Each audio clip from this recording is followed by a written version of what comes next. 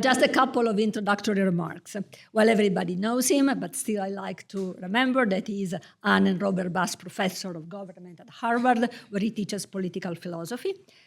His books are very many. I just like to mention Justice, What Money Can Buy, The Moral Limits of the Markets, The Tyranny of Merit, Equality, What It Means and Why It Matters, with Thomas Piketty. And he also has recently won a very prestigious prize, the Berggruen Prize for Philosophy and Culture. I just like to say two personal remarks. First of all, I think Professor, well, probably everybody, is not very personal because this is a kind of a well-known fact. He's a remarkable teacher. His classes are legendary, both online and in person. And so to think about Sandel's Theater, which is a location at Harvard, where he has 1,000 students, for example, and is so able to foster participation by everybody. And it's very nice because you see people talk, students talk, and it seems like they are in the coffee house and they talk. But then Professor Sandel is so good in trying to bring back their opinion to political philosophy, to the text of philosophers, and to give, and to, in a way, to back their position on a solid conceptual framework. And I was all the time very much amazed by this capacity to listen to the different opinion, but then to structure their thoughts into solid philosophy. And I think this is a truly extraordinary talent and very unusual. Second, and I will almost finish because our afternoon is full of people who would like to talk with Professor Sandel, I just like to mention three contributions which for me are very important for progressive thought. The first one is the attention he asks us to give to the dimension of recognition when we think about equalities. Briefly, we think all the time about economic inequalities. Yes, inequalities in income and wealth are important, but inequalities in recognition are also very important. Meritocracy, for example, is problematic, not only because it offers a flawed justification of economic inequalities, but also because of its dark side, as Ferguson would say, because it kind of creates an aristocracy of talent, and people who are at the bottom do not feel recognized by those who are at the top. Second, I think he asks us to give attention to the communitarian dimension. For example, I used to teach public finance. For example, if we want to defend progressive taxation, we need to feel being part of a community where we share responsibilities with one another. And thus, it's very important to think about the creation of institutions that foster this sense of common belonging. Third, and I'm finishing, the other point which he makes, which I think is very important for progressive thought, is that even when we think about social justice, we have to think about the nature of the good, of what is the good human life in a plural way. In a way, we have to go beyond the claim, which is often made by liberal, about that people should be neutral about the conception of good life. But indeed, even when we think about social justice, we cannot be neutral among conceptions of good life. And I think this is, again, a very important point of his thoughts that has a lot to say also to enrich a progressive agenda that I think that we need so much in these times. So that said, I, again, thank very much Professor Sandel for being here and Professor Conte to invite me to chair this meeting, and I'll give the floor immediately to Sara Menafra, who is an investigative journalist, and she is a deputy director of Open. So Sara, the floor is to you. So thank you, everybody. Thank you, Professor Sandel. I'm truly thrilled to have you here. I've followed your work for years, and as everybody, I'm especially impressed by your public lectures. I want to start because I thought a lot about your suggestion to begin our conversation with the tyranny of merit. So even in Italy, our society is becoming more and more divided. But unlike in the US, the richest people don't usually use the degree to look down on less educated or poorer people. And they don't do it even if they vote Democratic, for example, as maybe Obama does, or I don't know. Do you think that your critique on the impact of meritocracy on democracy in the US also applies to countries like Italy, where the income boost from a... Sorry. So my question is, do you think that your analysis about how meritocracy and meritocratic society affect democracy in the US, this idea also applies to countries like Italy, where the income boost from a college degree is less pronunciated because we have many data about this? What do you think? Well, here, do you want...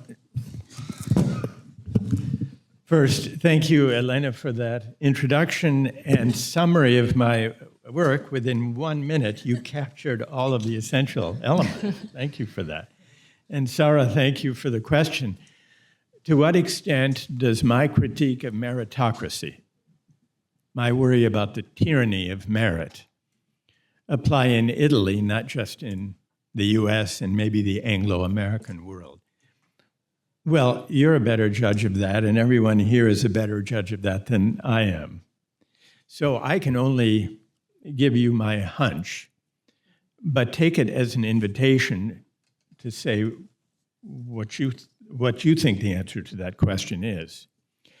But to go back to the distinction that Elena just made, we have really two dimensions of inequality. And by we, I don't just mean in the US and in Britain, but I think also in Europe. But tell me if you think I'm mistaken.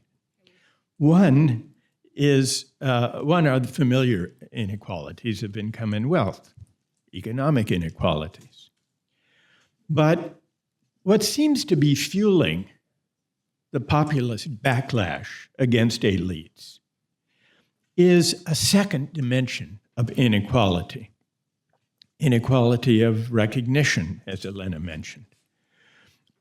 There's inequality of income and wealth, and there is inequality of honor and recognition and esteem, dignity and respect.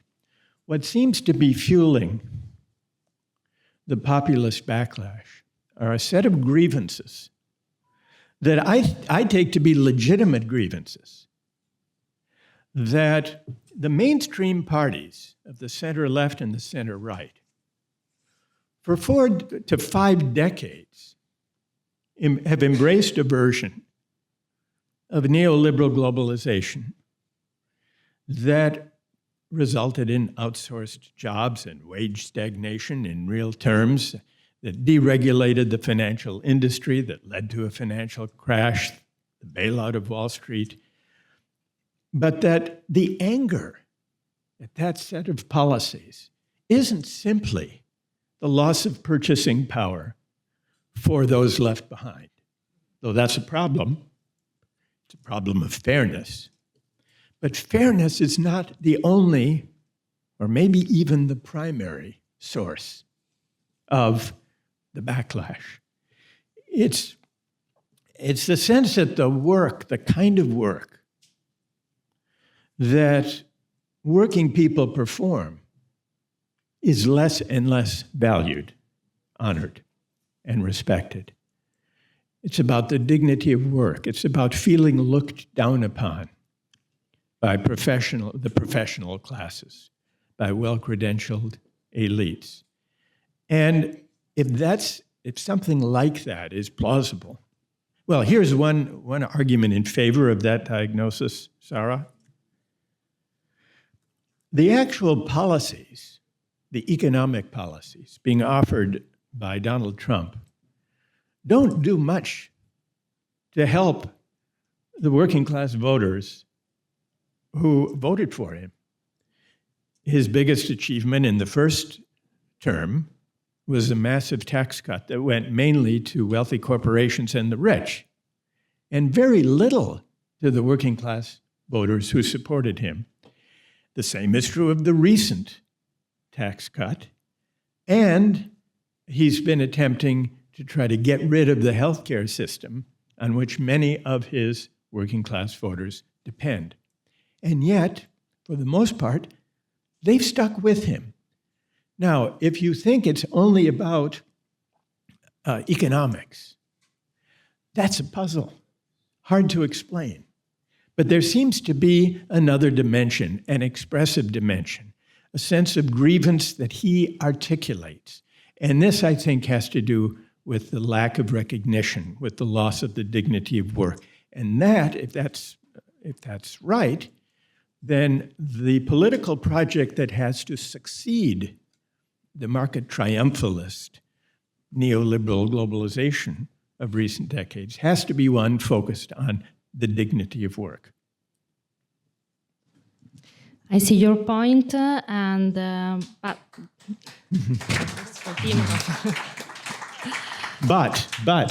what's the but? The but is that but I think that the situation is different from Italy, from the US, maybe for the cultural approach, as we are still a Catholic country. So the idea of the losers is still different. The idea of how the losers are connected with their destiny or not. So I think, what do you think? I think it's a very interesting point. And I would say this: the meritocratic ethic that feeds the divide between winners and losers has an added element in the United States and maybe in the Anglo-American world that touches on the point you raise, Sarah.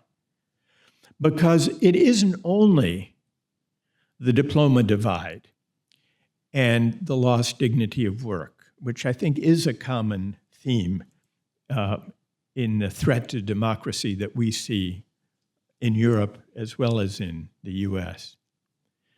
But part of what's created the divide between winners and losers in the United States are the attitudes towards success that have accompanied the widening inequalities.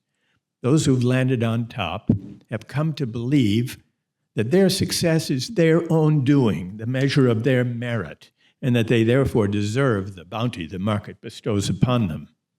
And by implication, that those who struggle, those left behind, must deserve their fate too.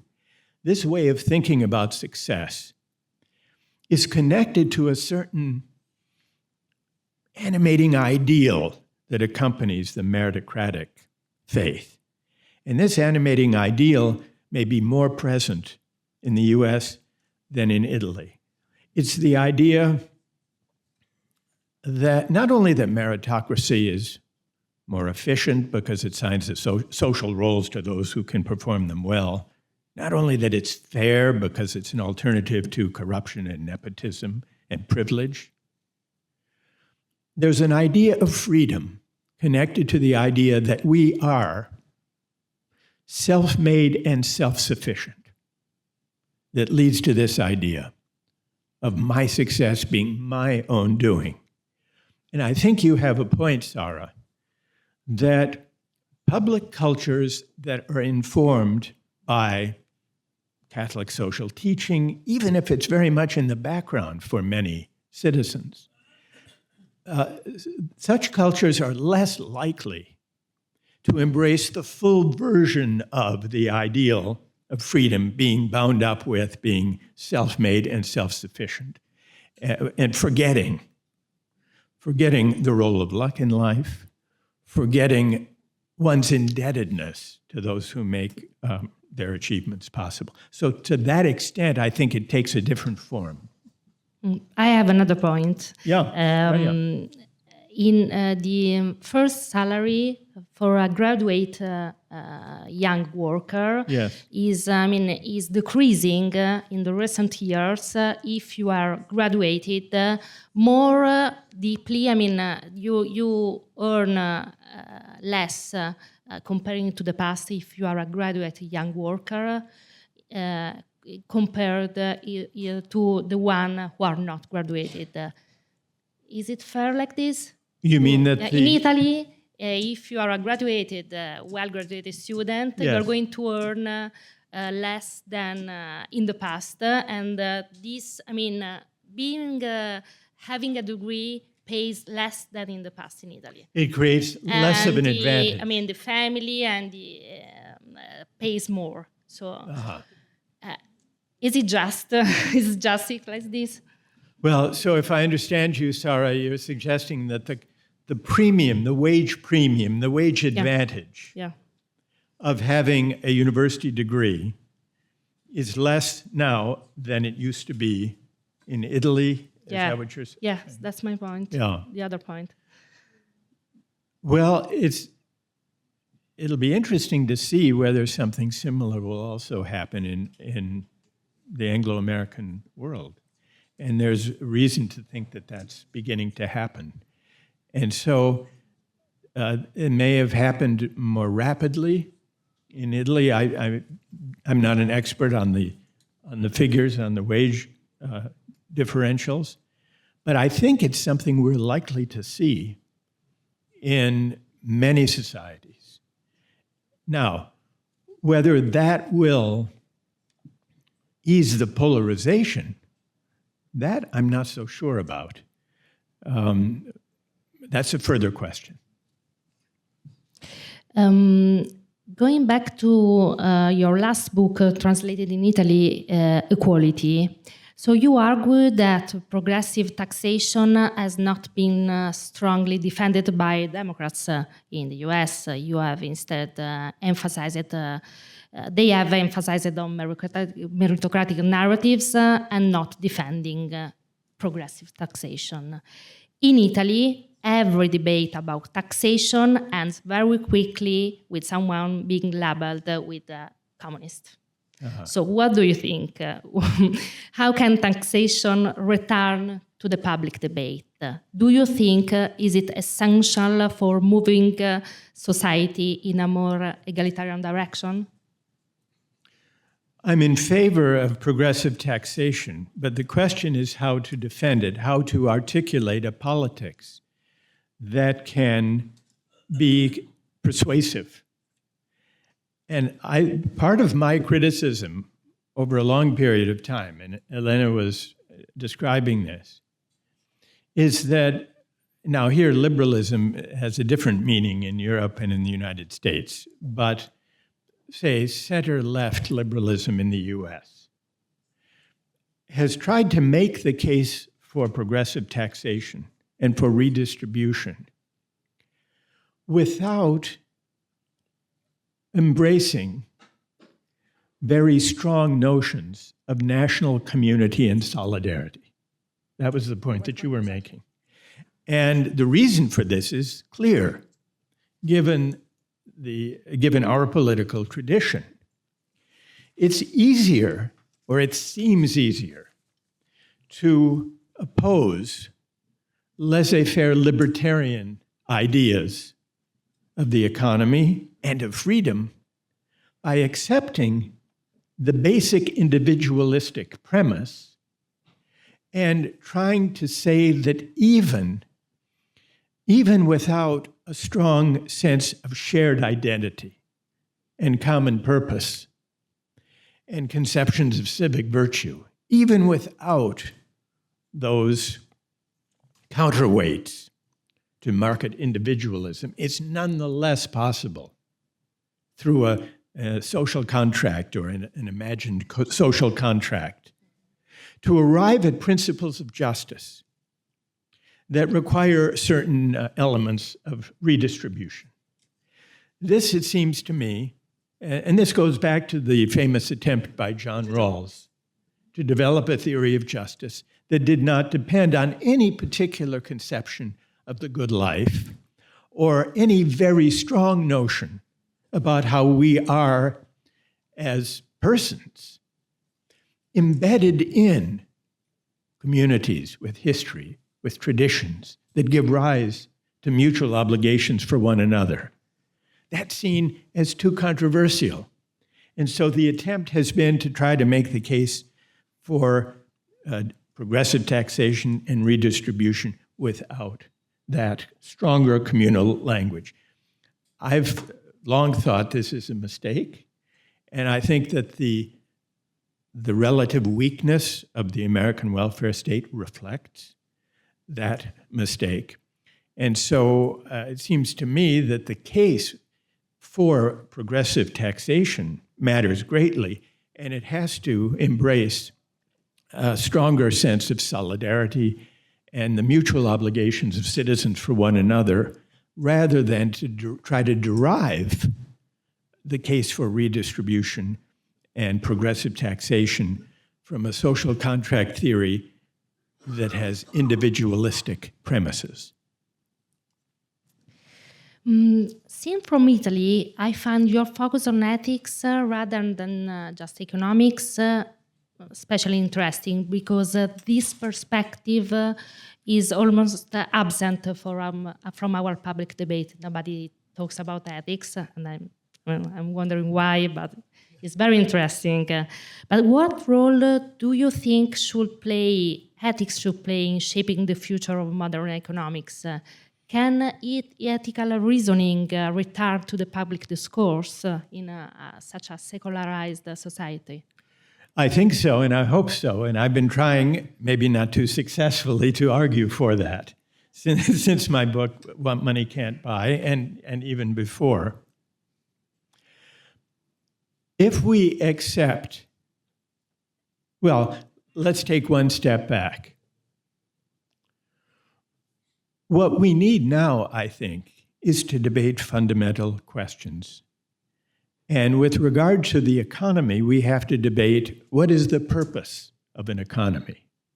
The answer to that question has long seemed too obvious even to debate.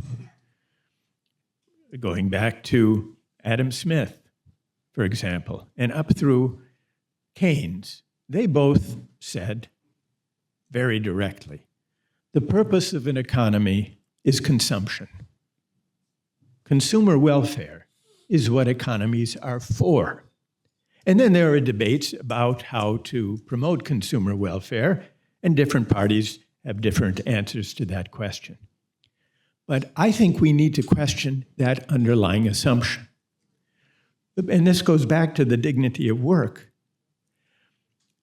The idea that an economy is for the sake of maximizing consumer welfare rests economics on a utilitarian ethics. It seems as though it doesn't deal with any controversial moral claim at all, but it does rest on a utilitarian theory of ethics. An economy should try to maximize the satisfaction of people's preferences, whatever they are, as they bring them to the market. But what that misses is that we are not only consumers, we are also citizens. And as citizens, we want to be able to have a say, a voice in shaping the forces that govern our lives. We want to be participants in self-government. We want to deliberate about the social value of this or that contribution and how it should be rewarded. Now, this suggests a different idea of freedom from the consumerist one. Call it a civic conception of freedom. I'm not free insofar as I can get what I want in the market. I'm free insofar on the civic conception. I'm free insofar as I can have a meaningful say, deliberating with fellow citizens about common purposes and ends. Now, my identity as a consumer doesn't equip us for that kind of civic project because it's entirely individualistic. One's producer identities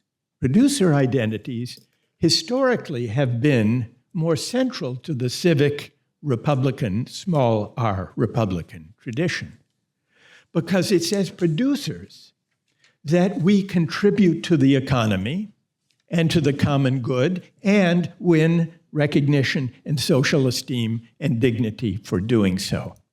Which brings us back to the dignity of work, brings us back to the anger and sense of grievance of many working people. Those grievances are not about access to consumer goods, not primarily.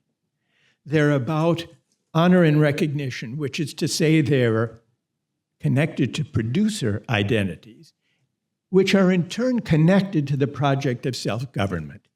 Because closely connected to the crisis of recognition is a crisis of self-government. People in democratic societies are frustrated above all, and this I think is true in Europe and in America and beyond. People feel that the project of self-government isn't working, that citizens don't have a meaningful say in how they are governed, that their voices don't matter. So this has been a long answer, Sarah, to your question about the economy and redistribution. But my suggestion is that we can't think of ourselves only as consumers. We shouldn't think of the economy only as for the sake of maximizing consumer welfare. We have to think of our identity as citizens and as producers, because this is how we work out as democratic citizens the social value of various contributions and the dignity and respect that should be accorded to everyone who makes such contributions. Maybe you answer partially now with this answer, but I see that your work, every book is connected to the previous one. So now when you choose to go from tyranny of merit to the theme of equality in the discussion with Piketty, which is the idea beyond shifting from tyranny of merit to equality with this discussion? I don't know if that it was motivated by a specific idea that departed from the tyranny of merit. This book with Piketty came about, well, we shared an editor and he suggested we sit down for a conversation for 3 hours in Paris and he would record it and make a book out of it. And the appeal, 3 hours. The appeal for me, and I think for us, was to see how a philosopher and an economist with many shared sympathies would, what would be the similarities and differences in our approaches and in our points of emphasis in explaining the deepening inequality that we face and in imagining ways of dealing with it. And, well, you readers will be the judge whether we managed to identify or demonstrate how coming from economics and coming from philosophy lead to different points of emphasis. As my impression is that I seemed in the conversation to be trying to supplement concerns about inequalities of income and wealth with inequalities of honor, recognition, and social esteem, the dignity questions.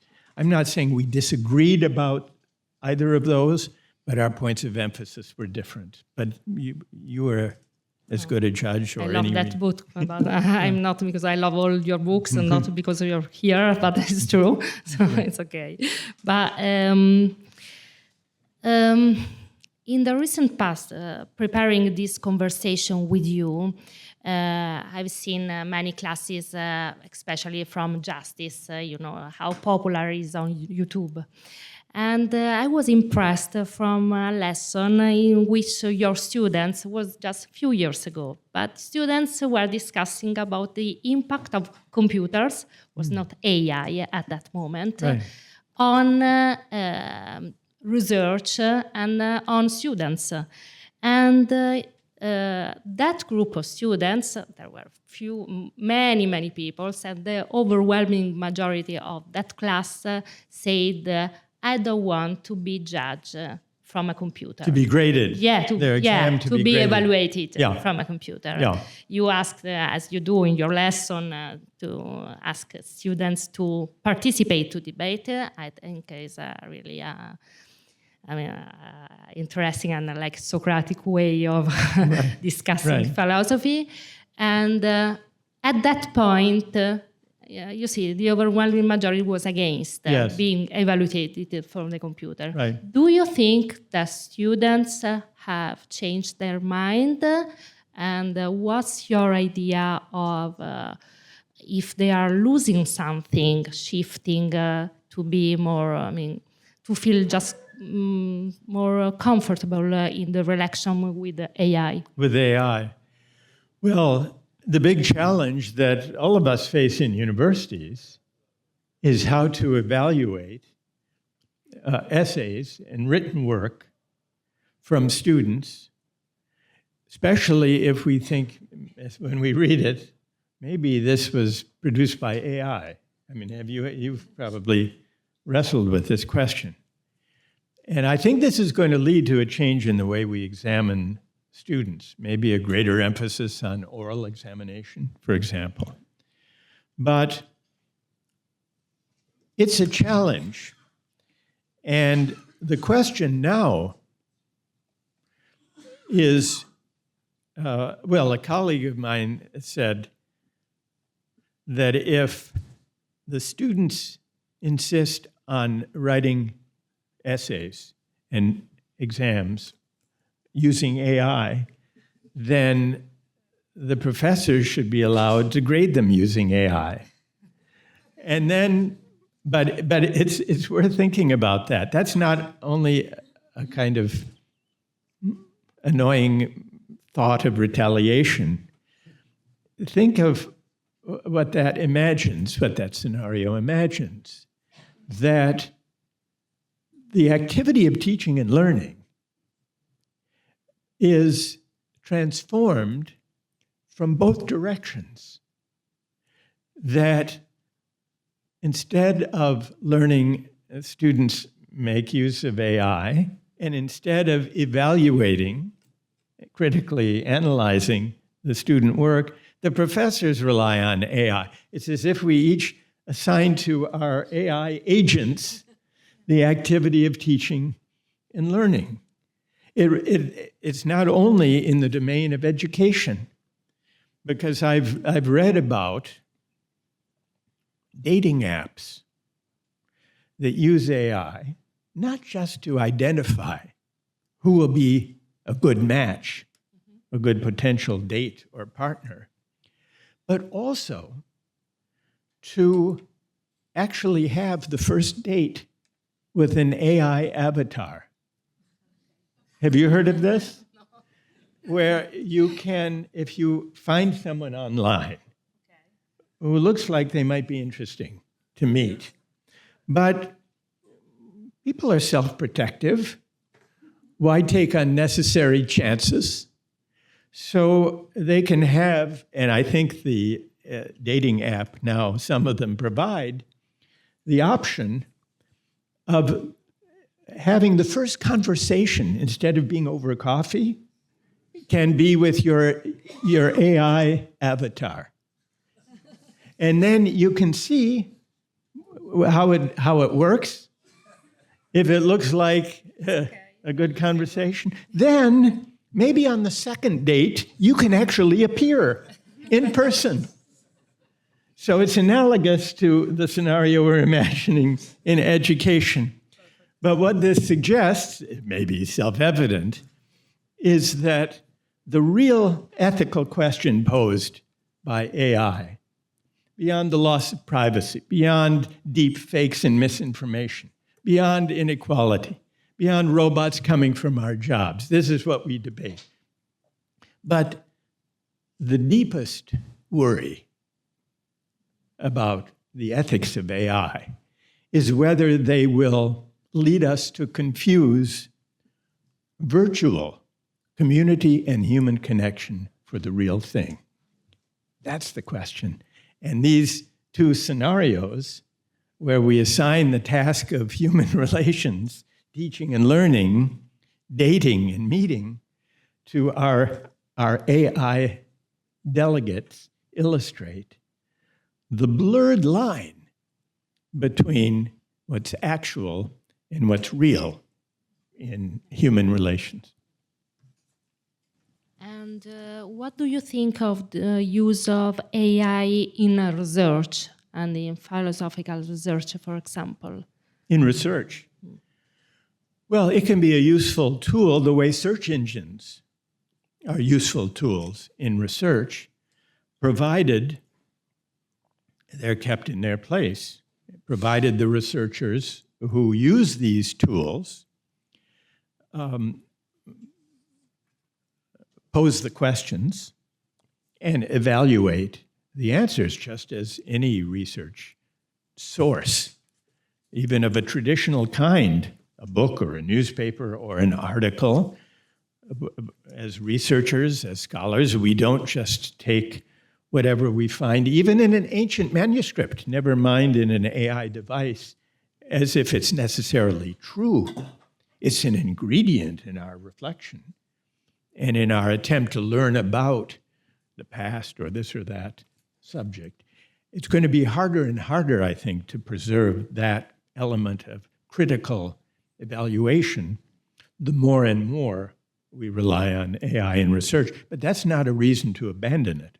It's a reason to keep it within its proper bounds. As a final question, I want to go back to, current affairs, because you took a stand against President Donald Trump when he decided to attack universities, even if you are critical with Harvard and other Ivy League universities, for example, in how they apply or not apply meritocratic standards, as you mentioned before. But you took a stand against Donald Trump and his attack on university and funds to university. So after almost a year, Donald Trump, and after yesterday's speech in which Donald Trump asked for that penalty for Democrats who ask people from the people who serve as a military to use constitution, so to refer only to constitution when they work. What do you think of this first year of Donald Trump's second administration? It's worse than the first. And that's because in his first administration, he didn't really understand how the government worked. But in the 4 years that he's been out of office, he's found people who do. And so he's been much more effective this time in achieving his aims.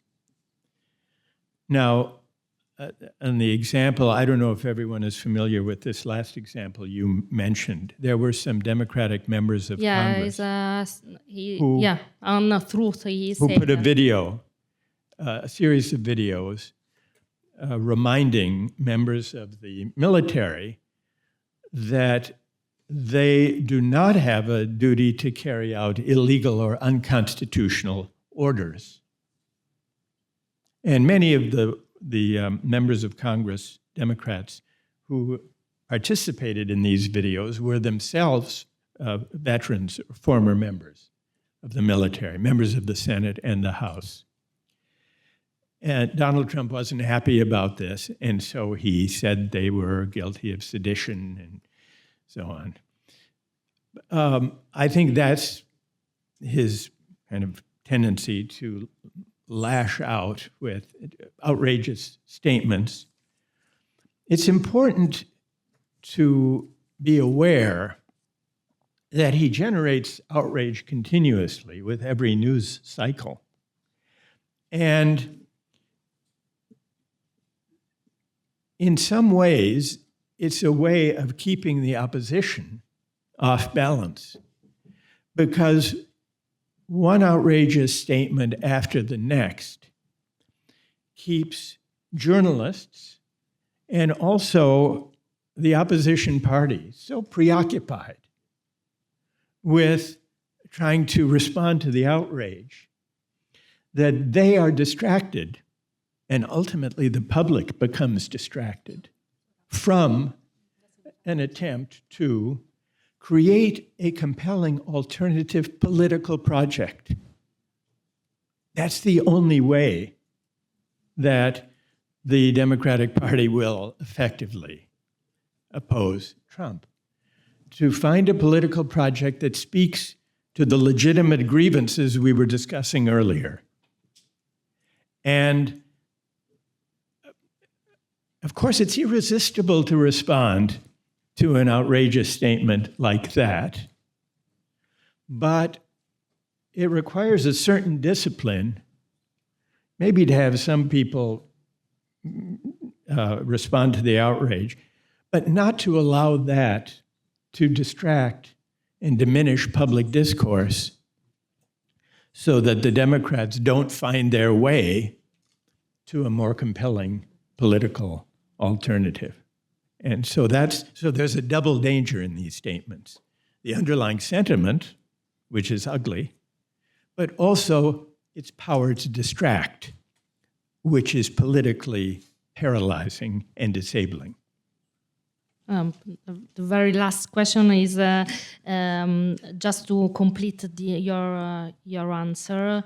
But do you feel that universities, are preserving themselves, and because we hear about students and professors teaching or living in the universities in the US and feeling like very, very scared as they explain the situation to us in Italy. Right. Is it like this? And how are they working on preserving, their minds and their research and their discuss with students or not?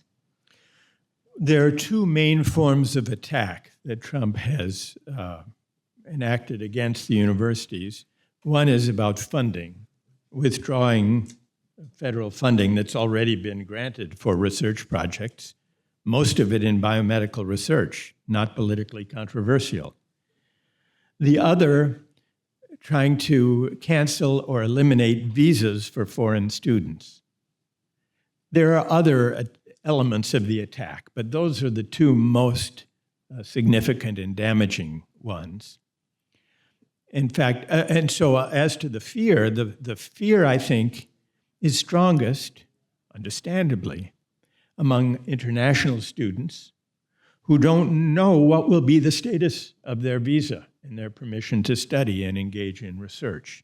Fortunately, a federal court reversed Trump's attempts to cancel student visas, but the situation is still in flux, so the fear and the concern, especially among international students, is understandable. And of course, the entire university community has a stake in this. It isn't only foreign students who care about preserving the international character of places like Harvard. It's to everyone's benefit.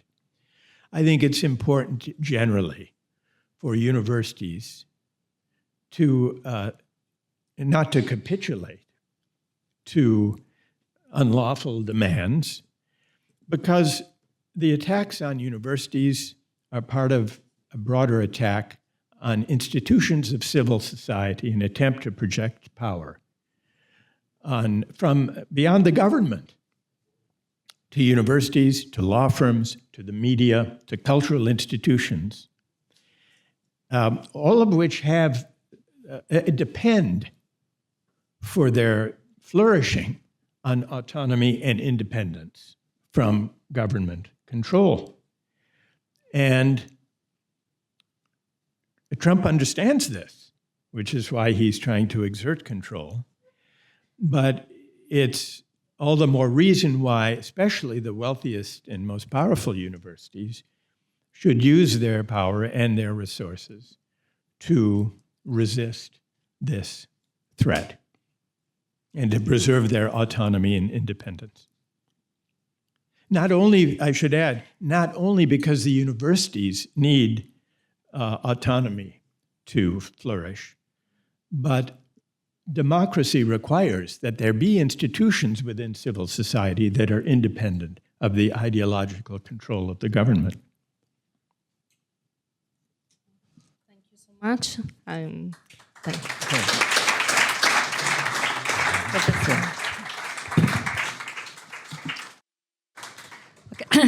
Okay, we didn't have 3 hours as Professor Sandel and Piketty had in Paris, but I think that in this half an hour that we had, we did quite a lot because we, in a way, dealt with the domain of justice. We talked about redistribution and also what is called the predistribution, or what I prefer, democratic justice, economic democracy. We have talked about the content of social justice, and also we have talked about the conditions that may ease or hamper the possibility to reach social contract. And then we had also some nice detour on virtual dating, which was unexpected, but still it's some useful thinking, and also current policy issues. So thank you very much for this rich half an hour. Now I'll give the floor to my colleague, Maria Rosaria Marella. She's a professor of private law, and I'll ask her to react to what has been said today, or to what you have been reading about Professor Sandel's book, or asking in questions. So Okay. the floor is yours. So, thank you very much, Elena. Thank you very much to Emanuele Conte and Roberto Della Seta for inviting me. I'm really honored to meet you and to listen to your thought. It's not working? Okay. As a jurist, I'm truly fascinated by your discourse on equality, because it weaves together different aspects of equality, not just legal or economic, but also symbolic and moral. And this is something that jurists usually miss, that usually overlook. And so just taking into account 2 examples, like the commodification of public goods like healthcare and education, but also the tyranny of merit, meritocracy. Of course, these 2 phenomena produce inequalities, but they produce also meaning, and this is extremely fascinating to me, because they changed completely the function and role that and the social perception of what these public goods are and what the role they should play. For instance, talking about the commodification of healthcare, education, and other public goods, it's not just that the market corrupts the way in which they should work or perceive, but what you point out is that the meaning of these public goods change among the users, the recipients, and that the professional that have to perform the services, that has to have to provide the services, and so it's like for example, the relationship between teachers and students and doctors and patients change completely, because the former are selling a commodity. And this, of course, this disrupts social cohesion and the sense of the common good. And this is true also for meritocracy. Meritocracy is something that has destroyed the very idea of a system that should ensure equality of opportunities, although you debunk the cruciality of this idea in your book, at the end of the book, The Tyranny of Merit, because you said that at the end of the day, the equality of opportunity is not enough, because it's not enough. I don't want to, just to clarify, I don't want to debunk it in the sense of reject. I don't want to debunk it in the sense of rejecting it. I don't, but I do think it's not enough to create a just society. Yeah, exactly. Yes, because what social cohesion needs is recognition and respect and dignity is not just to promote mobility upwards.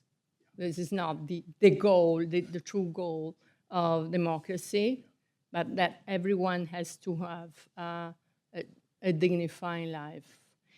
And yes, but what merit produces is not just inequality, but is a toxic narrative, as you were saying, according to which so the society is divided into two groups, and a hierarchical order of winners and losers. And the losers are not just worse off because they are at the bottom of the ladder, but also because they feel guilty and humiliated. And also, this toxic narrative produces a second effect, which is to conceal what are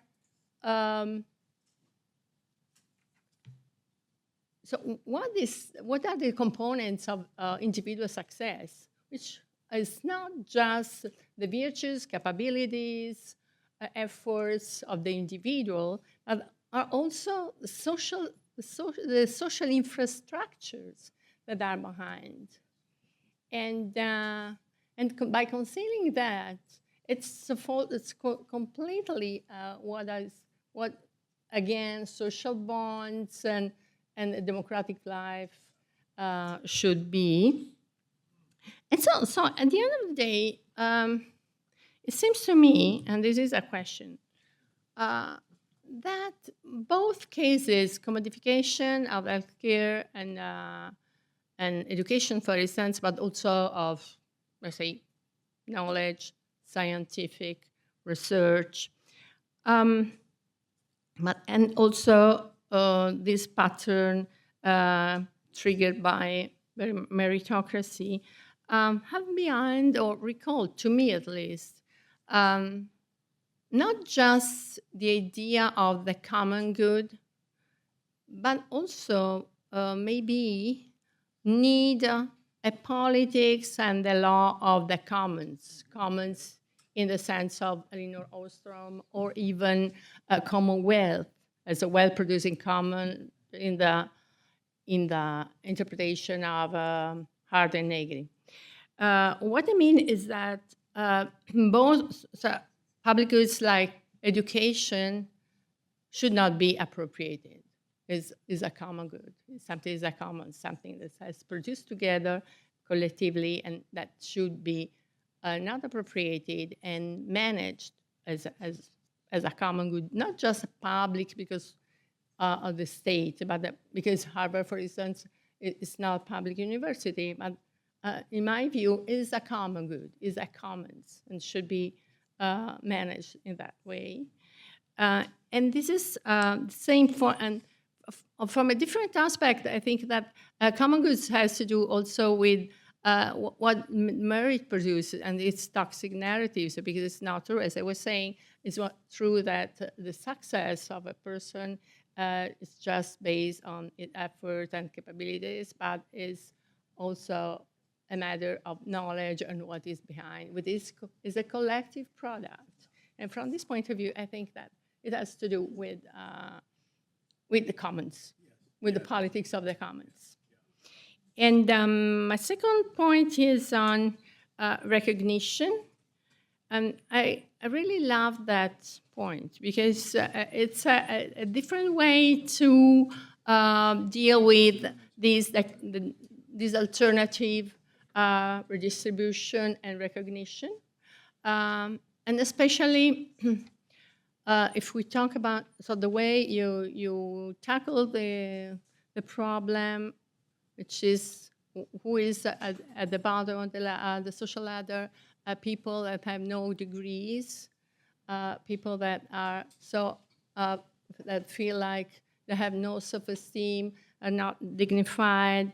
Well, this is a specific identity, but it seems also to me it's not the common idea of identities in the meaning made clear by identity politics. So it's like recognition beyond identities. And what you stress, and it's extremely interesting to me, is that the bias, which are grounded on identity politics, and which are perceived as shameful, sexist bias, racist bias, and homophobia. Well, this kind of shamefulness is not in the case. So we won't find it in the case of these so poor jobs, because it's not a proper identity, and so there is a bias which is rooted and which produces many consequences, like also anti-elitism. But it's not shameful. It is totally tolerated. Yes. It's tolerated. It's a bias which is common to fuel. So we know. Yeah. Yeah. Yeah. So I have two questions here. First, it seems to me that the jobs. The most jobs that are undervalued are the jobs that concern social reproduction and care. Care work, caregivers, global care supply chains are there. We find workers that are totally undervalued, marginalized, and discriminated, genderized, racialized. So I wonder whether one dynamic that triggers these phenomena is not just the educational gap, but is also this production-reproduction divide. And what you were saying before, that production is valued and reproduction, although it reproduces society, is undervalued, is constantly undervalued. And the second question, this is my last point, is if you think that a way to give to recognize, so as a vehicle of recognition, could be the recognition, the attribution of a basic and conditional income to everyone, in order to recognize to everyone dignity, respect, and no differences among jobs. That's it. Thank you. It depends what you prefer. Would you like to listen to Professor Ricciardi, or would you like to, and so you can answer? Okay, so, but because you're, okay, fine. Okay. Well, I love Professor Marella's points, all of them, and I agree with all of them. As for the questions, the politics of the commons is a very good way of putting the question, because support for public services, we often think of that. Public schools, public parks, public recreation centers, public transportation, public libraries, public swimming pools. We think of public services too often as being mainly for the sake of providing services for those who can't afford to buy their own, who can't afford to go to a private health club. There's a municipal swimming pool, for example. Or those who can't afford a private car, there's a public transportation. But this way of thinking about public services misses the politics of the common. One of the most corrosive aspects of the inequalities of recent decades is that they've led those who are affluent and those of modest means to live increasingly separate lives. We send our children to different schools. We live and work and shop and play in different places.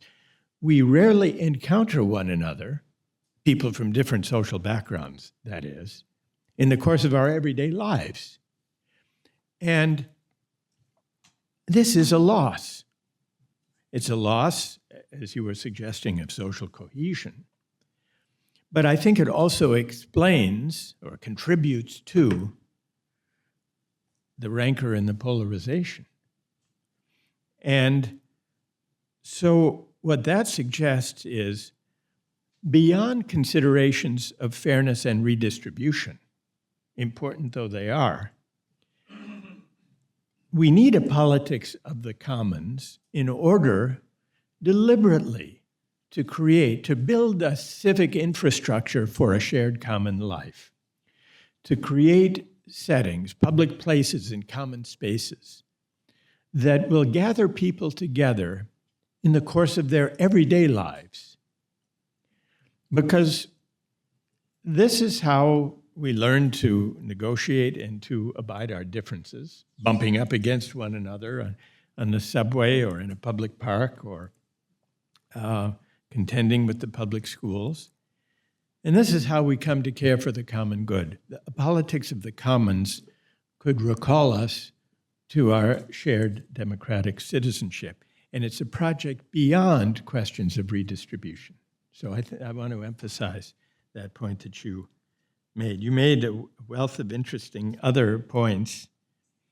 I'll just say quickly, because there are others I know who would like to speak, but on the universal basic income, if it could come not at the expense of public services, but in addition, then it could be a valuable source of income security. But my worry is that now some of the primary advocates for universal public income are Silicon Valley entrepreneurs who believe that robots will come for a great many jobs. And they're advocating a universal basic income essentially to buy off political opposition to the automation of the economy with their robots. Of course, it's they who will own the robots. And what this misses, if this came to pass, and even if the universal basic income were sufficiently generous, unlikely, to offset the loss of work, it would not replace work as a source of contribution and recognition. And so I think that has to be borne in mind as we consider how to contend with the potential loss of work for large portions of the population. Should we simply declare that work is obsolescent as a source of support and rely on a universal basic income, or does that risk deepening the lack of recognition and dignity that we are already contending with? Yeah, great points. There were others I didn't get to. All were really good. Thank you. Okay, and now the floor to Professor Ricciardi from the University of Milan. Okay, thank you very much. We're a bit late, maybe, but we are a bit late, but maybe not too late to let the Hall of Minerva fly. Yeah. And so my question will return back to your political philosophy and to your criticism of John Rawls that you developed in your book in 1982, which was for those who were involved in the debate at the time, even as students, a book that really, opened a fracture in the debate, because you were defending an idea of a way of connecting justice and the idea of the good that many people regarded as old-fashioned in a way. And it was even more interesting because it was coming from somebody who wasn't a conservative, like a Straussian or whatever, but was somebody on the left. So for many years you have defended, articulated this position, and I see, reading your recent books, that this is very much in the background of your criticism of capitalism. The situation, it's changed very much in the public debate in the United States, and also, I would say, in UK from this point of view, from 1982. Now, somebody who wants to defend a thick idea of goodness and a position like the one that you were arguing for in 1982 is contending the floor with the many theories that are trying to defend the thicker theories of the good. And this seems to reduce the space for the viability of a theory such as yours in the debate, because it seems to me that, especially if we consider what is coming out from the left, I think the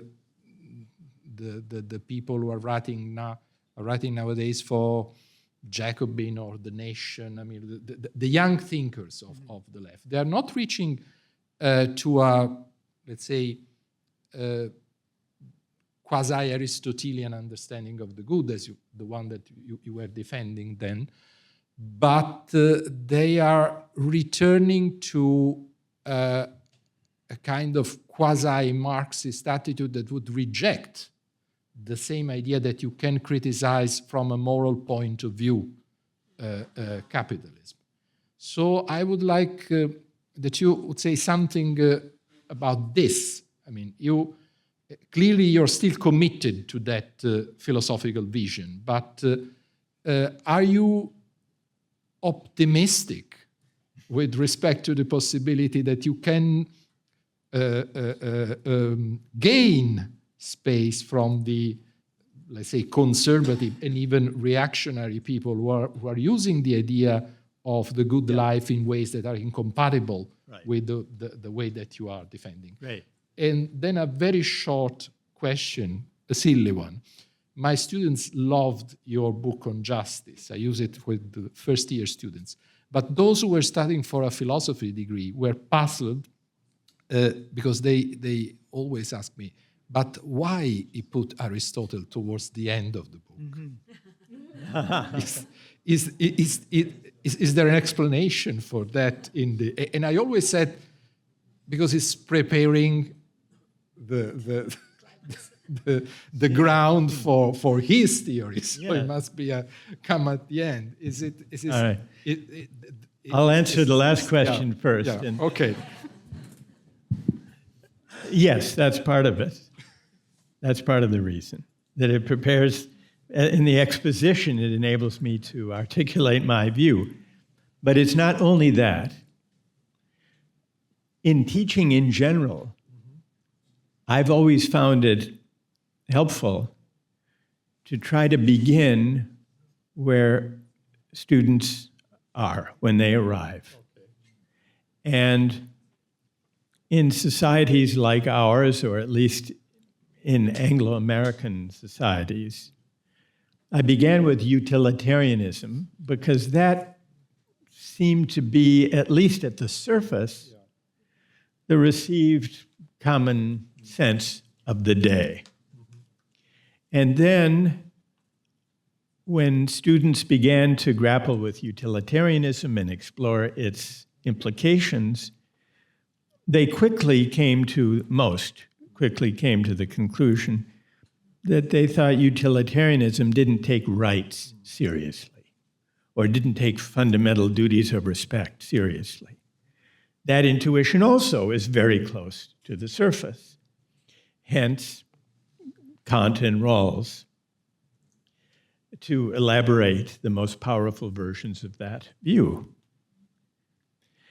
And then, when the complexities and the challenges that that view faces arise, then the maybe less close to the surface arguments of Aristotle provided an angle of seeing how neither the utilitarian nor the liberal Kantian position seemed adequately to capture our moral convictions. So that's the reason for the exposition. Begin with students, and for that matter, in politics, one's audience, you got to start with where they are and then see how the discussion goes. On your philosophical point, it's true that in the backlash against markets, neoliberalism, and more broadly against the idea that government can be neutral toward competing conceptions of the good, the primary form that backlash has taken politically has been from the right asserting very different and much more dangerous, to my way of thinking, conceptions of politics and the good life than I would favor. That's not an argument, I think, to go back to liberal neutrality. That was the noble experiment that failed and that was, according to me, rightly or wrongly, philosophically flawed. But more than that, my argument, I had two arguments against the liberalism of neutrality. First, were the philosophical ones, that it's not possible, actually, to derive and defend principles of justice and rights that are neutral with respect to competing conceptions of virtue and the good life. That was the philosophical argument. But the political argument bears on your question more directly. My political argument all along was the attempt or the pretense to be deciding fundamental questions, constitutional questions and questions of political economy, without addressing contested conceptions of the good life, is bound to create a hollowed out kind of public discourse that is unsatisfying, that lends itself to, well, at the level of pretense, it lends itself to technocratic or market-oriented ways of adjudicating controversy or avoiding underlying controversy. But what the technocratic, market-based default created was an empty, hollow public square, empty of larger meaning and purpose, trying, despite itself, to claim that it wasn't taking sides in the competing moral and spiritual convictions that citizens bring to public life. Instead, it was asking everyone to leave their moral and spiritual convictions outside when they entered the public square, in the name of a certain kind of toleration, a toleration of avoidance, that we can contend with moral disagreement best in a pluralist society by agreeing to disagree, by not taking up the moral controversies that we would become embroiled in if we connected justice to questions of the good. But the moral void that creates at the heart of public discourse, sooner or later, this was my argument, will be filled. And when it's filled, it will be filled by narrow, harsh, intolerant moralisms or assertions of two kinds: fundamentalism, religious fundamentalism, or hypernationalism. And that's exactly what happened. So what we've seen now, so I think that, my claim would be, that vindicates my worry. It vindicates my diagnosis that the liberalism of neutrality slides into an uncritical embrace of markets and of technocracy that creates such a moral emptiness. People want public life to be about large questions of meaning and purpose. They want public life to be addressed to questions of justice and the meaning of the good and what we owe one another as fellow citizens. And when mainstream politics abstains from that, or tries to, it creates an opening for the kind of harsh, intolerant assertions of meaning, fundamentalist or hypernationalist and xenophobic, that we've seen with the backlash. Now, does that leave space for an alternative? Well, I think it vindicates the kind of alternative that I've been proposing without prevailing, but maybe now that people's attention has been seized by the peril to democracy that has resulted, there may be some, well, I think we have to try to make space. Am I optimistic? No, but I would distinguish between optimism and hope. The source of hope, well, the source of optimism, the lack of optimism and the reasons for it are self-evident.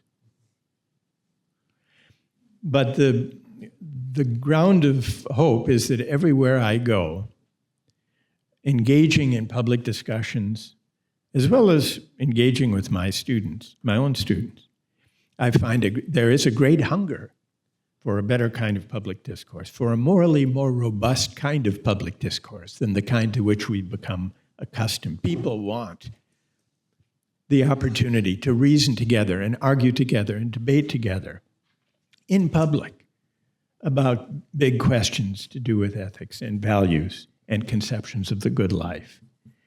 And so that's the ground of my hope, even though I can't say that at the moment I'm very optimistic.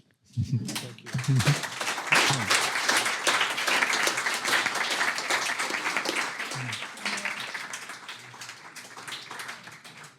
you. We still have some time, so if someone wants to talk, please come here because you need a mic.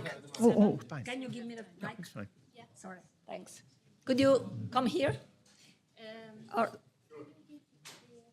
just introduce yourself, and this is the mic. It's okay? It's better if I go. Okay. Because for everybody, so maybe I can move around. You're going to move around. Yeah. Thank you. My name is Andre Marmor. I'm a professor of philosophy and law at Cornell. My question relates to something you mentioned almost in passing, but it's a theme that probably goes back to your first book. It's kind of the communitarian strand. And the argument was that it's difficult to justify progressive taxation and the welfare state without solidarity, social solidarity. Yeah. And that raises two concerns in my mind. One, which is the use to which this argument has been put by our colleagues like David Miller, not sure about you, to argue against immigration, open borders. Because we need social solidarity to justify the welfare state, so we can't allow those other people to come in. So that's one concern. The other concern is diagnostic.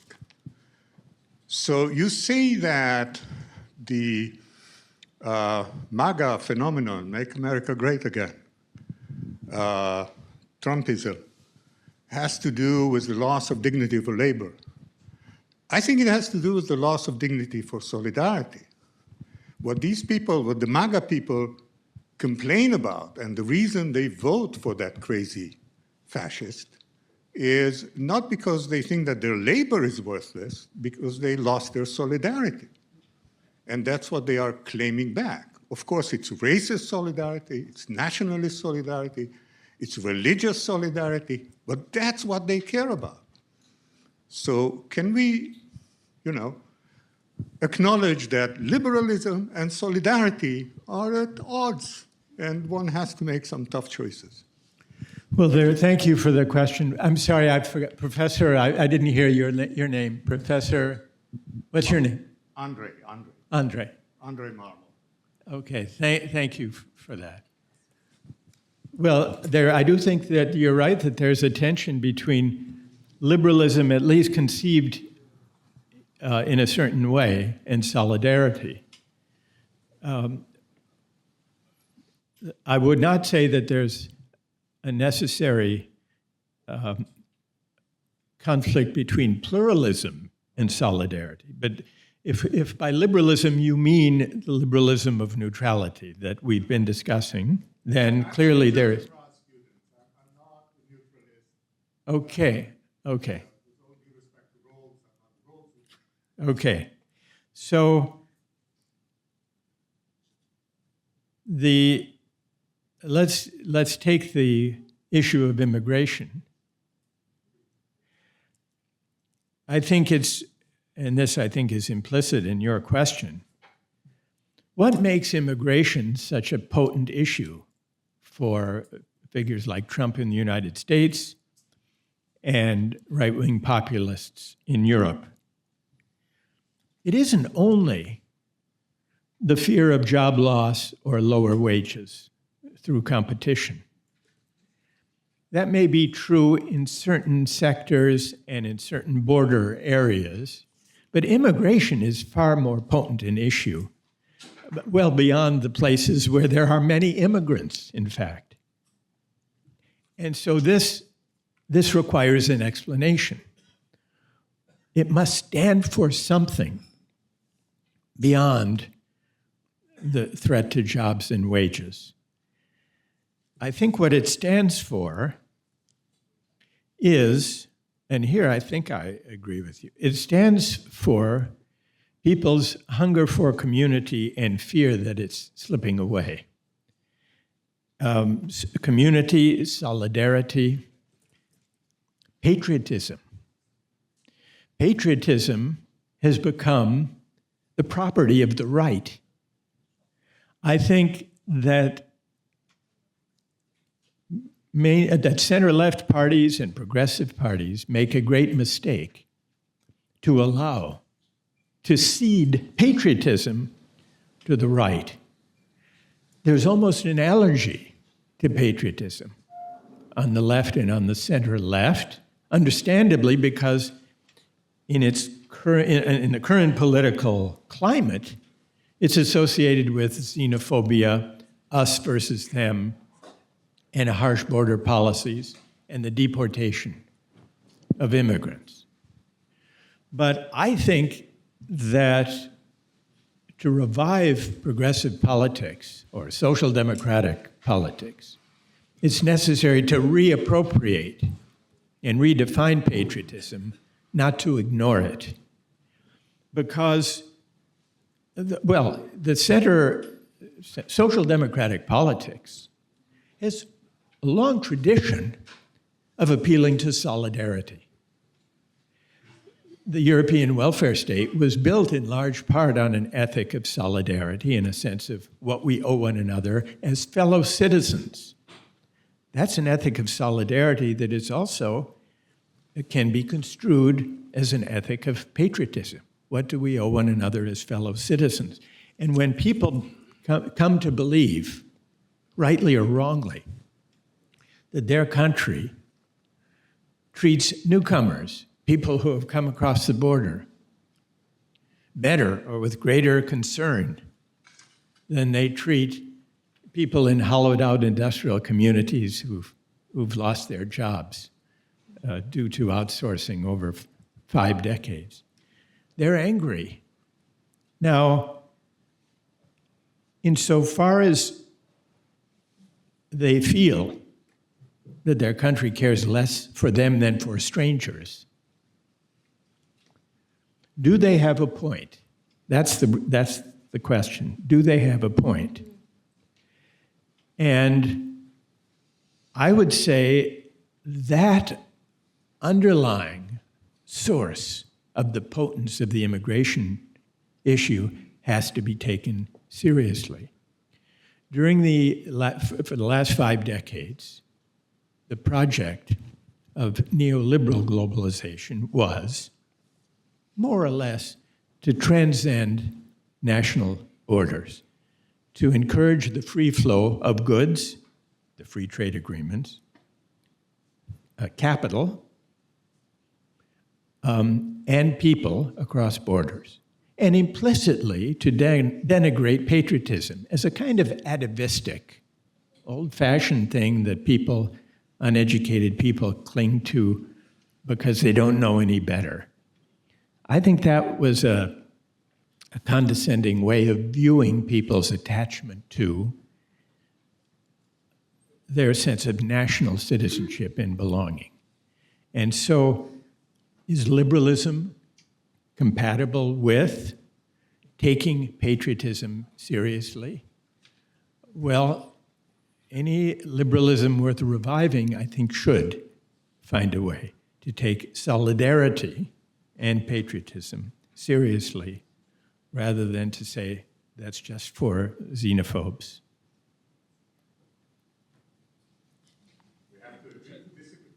Okay. Maybe we can take other questions. Here one and maybe, okay.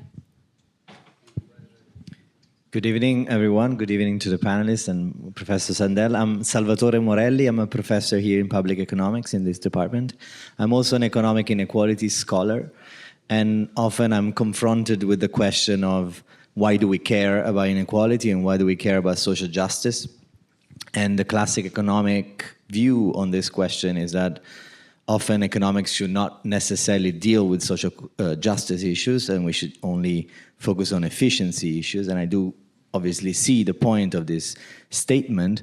And the reason is because social justice requires, actually, in order to talk about social justice, you need more heterogeneous social judgment and individual judgment on morals, and it's harder to find a consensus on those judgments. Right. And therefore, we should shy away from those topics. Right.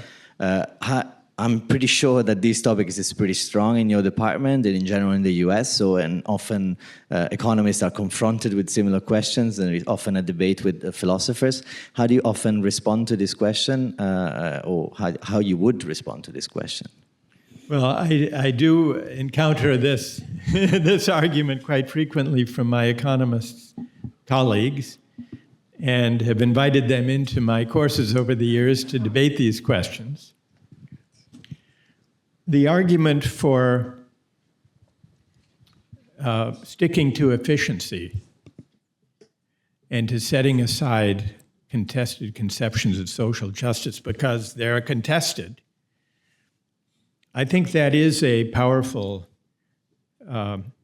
impulse among some economists who want to conceive economics as a value-neutral science of human behavior and social choice.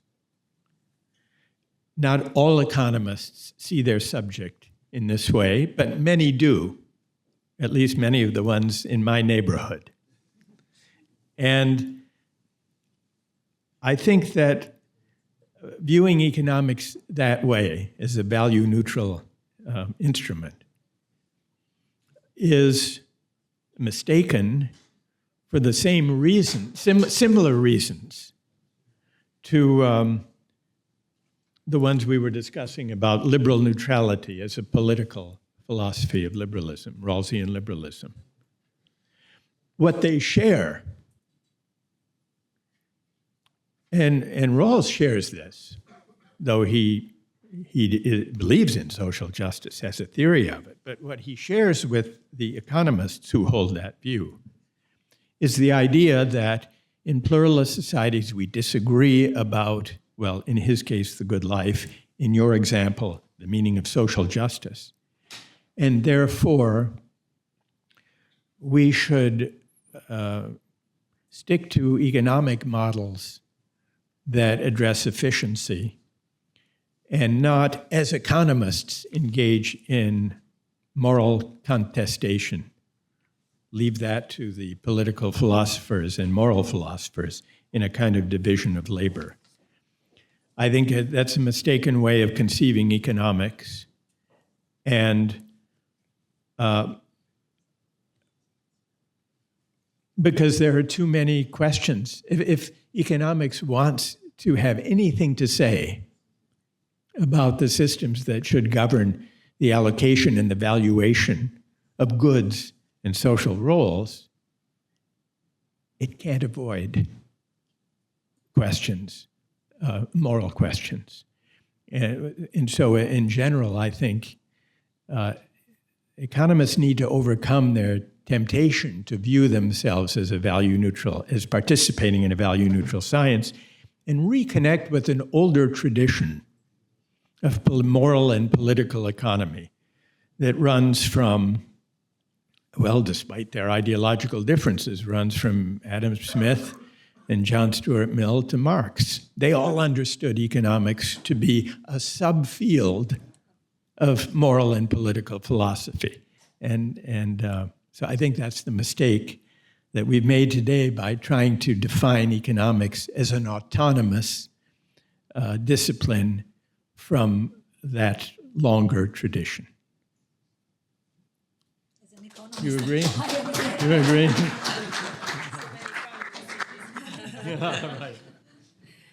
Okay, thank you. So my question is about the boundary of recognition and the boundary of community. So if solidarity is related and linked to community, I think that from a, let's say, progressive perspective, one should ask community among who, and the recognition of what, and among who. And therefore, I'm sorry if I am a bit critical, but yeah. I don't see the neoliberal globalization project as a project with free people, free capital, and free goods, because people were not free to move since borders were very powerfully enforced, and therefore that project was not actually about the free movement of the people, but about the free movement of capitals and goods. And we see how neoliberalism and authoritarianism and xenophobia are very much interwoven in this perspective of creating a kind of freedom of specific activities which are not about the freedom of movement. And the second point is that here in the West, we saw the social democratic nationalist agreement. And this agreement relied on the exclusion of racialized people and colonized subjects. And also it had a sexist dimension. We know this. But therefore, I would wonder if it is true that there is a distinction between patriotism and nationalism, or if these are two ways of,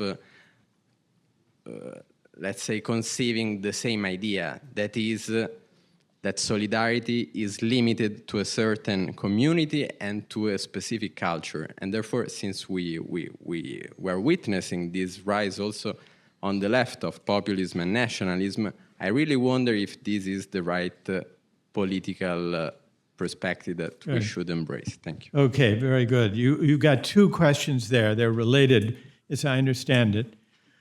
First, a clarification. I agree with you that we have not had the free movement of people during the age of neoliberal globalization.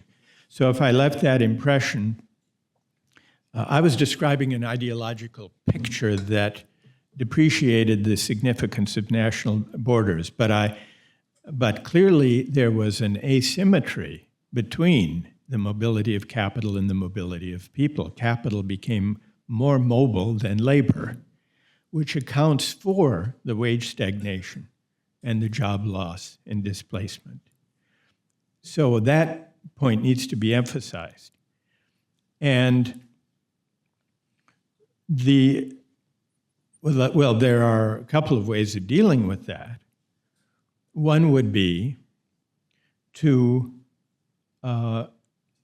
rein in the unfettered movement of capital, which I think we've seen some tentative attempts to do so, and we've certainly seen a turning away from the free trade agreements that led to the free flow of goods across national borders. Now,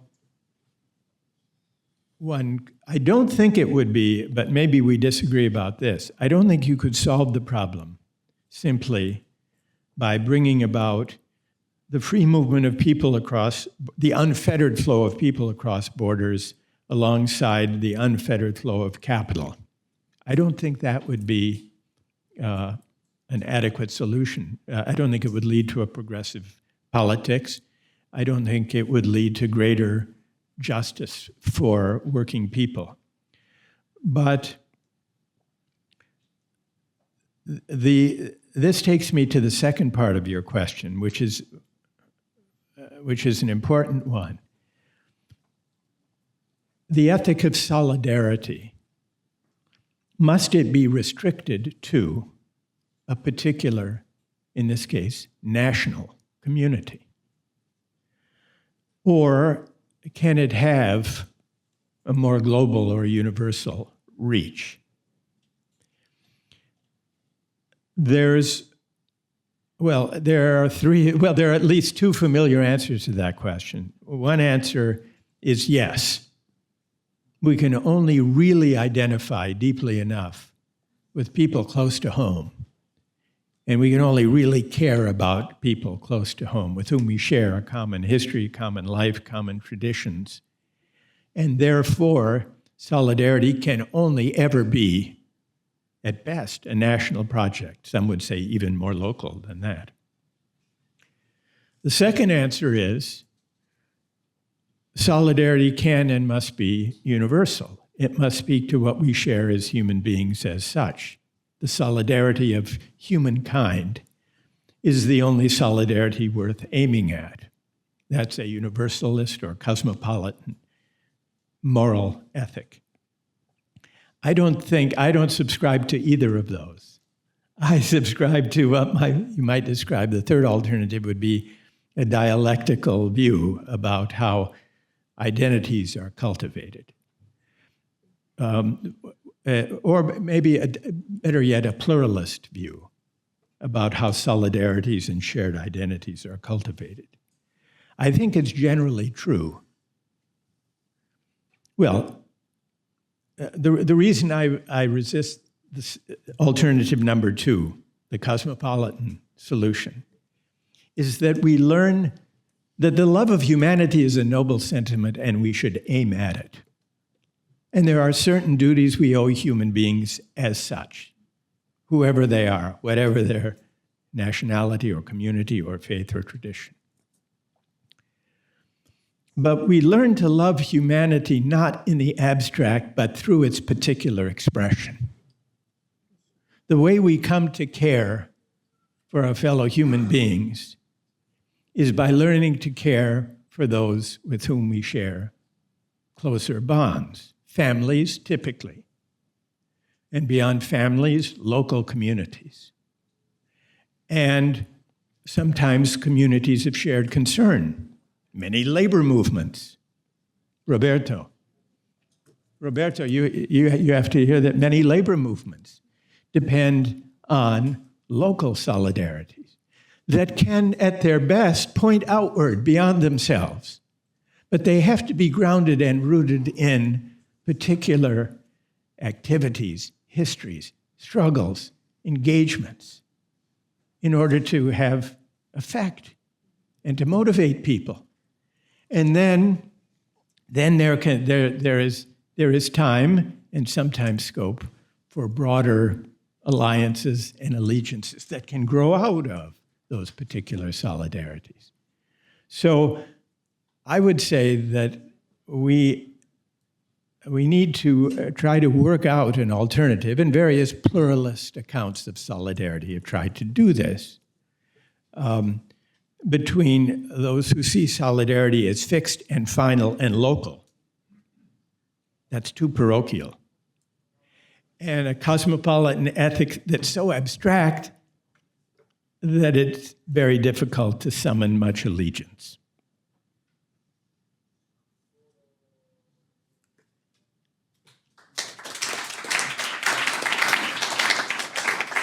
I think we can still take one question. There was one question over there.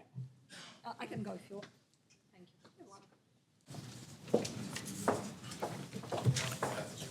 you. You have to move 20%. Well, we should leave here in another 6 or 7 by the time we get to the conference. Last question. Mm-hmm. Okay.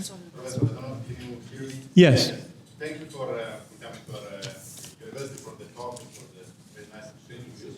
I do research on accounting and business in another department, but I'm very interested in something you said in an earlier remark when you were sort of, seemed to be criticizing this social theory based on consumption and consumers, and proposing in its place something akin the social theory of producers, right? So looking at ourselves less as consumers and more as producers, right? And I thought that's a very interesting intuition. So the one thing that I missed is, how does this different perspective go anyway towards reducing inequality and recognition, right? Yeah. Because as a producer, my product may be not that much valued in the market, right? And so how does that reduce inequality in your theoretical framework? Right. Good. That's really important. It requires challenging a further assumption, which you mentioned just at the end. It requires challenging, let me put it this way, a producer ethic is only conducive to a civic conception of freedom if it's combined with a rejection of the common assumption that the money people make is the true measure of the value of their contribution to the economy. We easily slide into that assumption, even though we sort of know better in our reflective moments.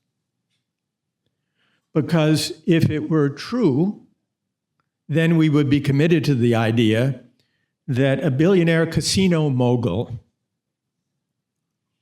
contributes 10,000 times greater value to the economy and to the common good than a school teacher or a nurse, or for that matter, a doctor. And even most laissez-faire economists wouldn't insist that that's the case. So it's a mistake to outsource our moral judgment about the value of contributions to markets and to be governed by the labor market's verdict on what contributions matter most. In moments, we hear politically expressions of this idea. In 1968, Martin Luther King, shortly before he was assassinated, spoke to a group of striking sanitation workers, garbage collectors in Tennessee. And what he told them was, in the final analysis, the person who picks up your garbage is as significant as the physician, because if he doesn't do his job well, disease will be rampant. And then he added, all labor has dignity. This was shortly before he was killed. This is an example of a political rhetoric appealing to a producer ethic that is tied to an ethic of recognition. By itself, it can't alleviate inequality, but it can call into question the assumption that it's for markets to tell us the value of contributions. And that's an important first step toward a moral and political economy that seeks a greater equality of honor, respect, dignity, and social esteem. So an intermediate producer of a large production process,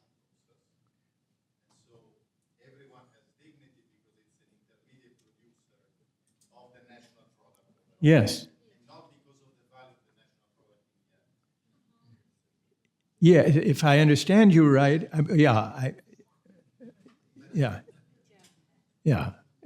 I think so. I mean, I didn't quite fully grasp the last bit. Yeah.